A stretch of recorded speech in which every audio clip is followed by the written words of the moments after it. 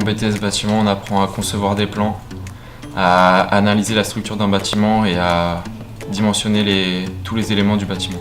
On apprend à analyser la résistance des matériaux et en topographie, on va apprendre à implanter les ouvrages.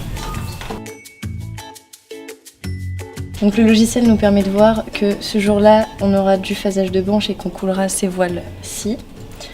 Qu'on aura également du ferraillage de plancher ici. Donc c'est un logiciel qui nous permet de voir chaque étape qui seront réalisées chaque jour.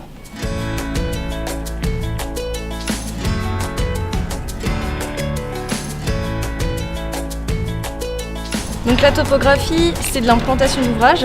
On y fait de la planimétrie et de l'altimétrie. Donc la topo, ça permet également de contrôler les ouvrages tels les poteaux, donc la verticalité ou l'horizontalité d'un poteau. Donc, ça nous permet d'implanter des bâtiments. Et on peut aussi contrôler les ouvrages qui sont déjà implantés. Le labo, c'est l'étude mécanique et physique des matériaux, donc des sols, du béton et des granulats. Donc en salle, on va étudier la composition du béton. Ensuite, on va créer ce béton et le mettre dans des éprouvettes. Puis on va attendre que le béton sèche et on va tester ensuite le béton en compression et en traction avec des machines. Donc à la fin de la première année de BTS, on a une période de stage de 8 semaines en entreprise. Et moi personnellement, j'ai réalisé ce stage sur le chantier. Ça m'a permis de découvrir ce qu'était vraiment le bâtiment et de voir tout ce qu'on avait appris durant l'année sur le chantier.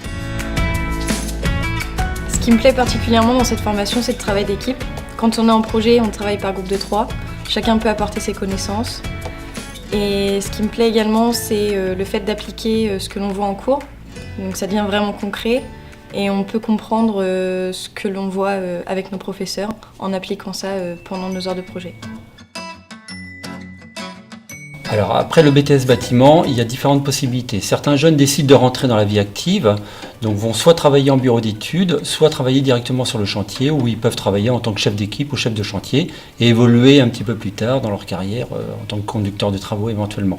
D'autres décident de poursuivre leurs études et de rentrer soit en licence professionnelle, soit en école d'ingénieur. Ce qui leur permettra par la suite quand même d'intégrer des entreprises, mais de permettre d'évoluer un petit peu plus rapidement dans la hiérarchie de l'entreprise.